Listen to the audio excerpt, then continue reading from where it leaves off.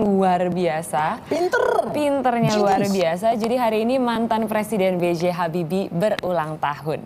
25 Juni 1936, Baharudin Yusuf Habibie lahir di Parepare, Sulawesi Selatan. Doktor teknik penerbangan lulusan Jerman ini menciptakan rumus yang dinamai faktor Habibie untuk menghitung keretakan hingga tingkat atom pesawat terbang. Atas semuanya ini, Habibie dijuluki sebagai Mr. Crack dan hingga kini memegang 46 paten di bidang teknologi penerbangan. Habibie dianugerahi Theodor von Karman Award, yakni penghargaan setingkat Nobel di dunia penerbangan. Pada 10 Agustus 1995, Habibie turut memberi andil dalam sejarah dirgantara Indonesia.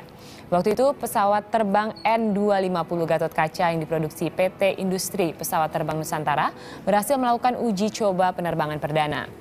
Habibie pernah menjadi wakil Presiden Soeharto dalam Kabinet Pembangunan ke-7 dan dia kemudian menjabat sebagai Presiden Republik Indonesia menggantikan Soeharto yang mengundurkan diri pada 21 Mei 1998. Setelah masa jabatannya habis, dia mendirikan The Habibie Center, sebuah lembaga yang turut mengawal proses demokrasi di Indonesia.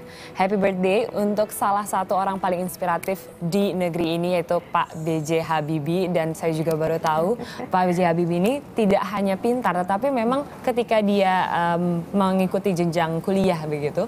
Terakhir itu kuliah S3-nya dia mendapatkan peringkat summa cum laude yang artinya adalah sempurna. Sempurna nilainya. Itu tuh ya kepandaian dari B.J. Habibie itu tampaknya menurun ke anak-anaknya. Jadi kemarin tuh saya sempat ngobrol dengan salah satu anak laki-lakinya yaitu Ilham Habibie yang juga mirip sekali dengan B.J. Habibie dari cara bicaranya. Hampir suaranya juga mirip. Logat-logat Jermannya juga ada. R-nya juga mirip.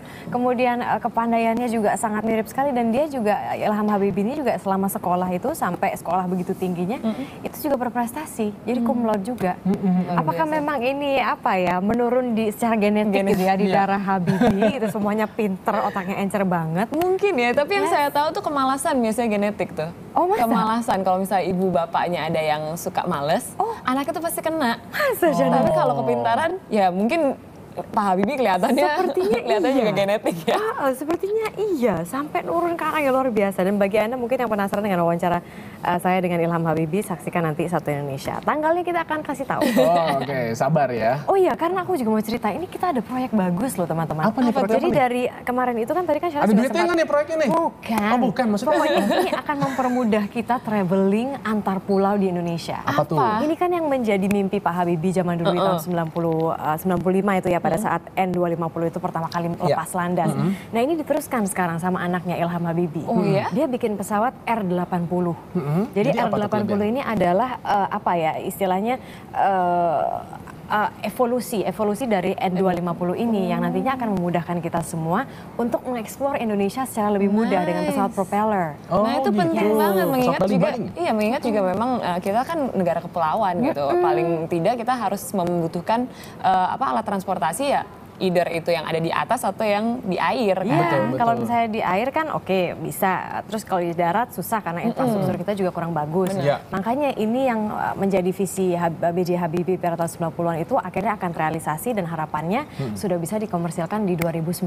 Selain kepandaian atau kepintarannya, tapi juga jangan lupa adalah apa ya, sifat kasih sayangnya, cinta kasih terutama kesetiaan kepada istrinya. Itu yang seringkali kita bisa lihat juga di dalam filmnya ditunjukkan ya. Karena itu memang true story ya. Benar. Romantis. Pak Habibie. Oke.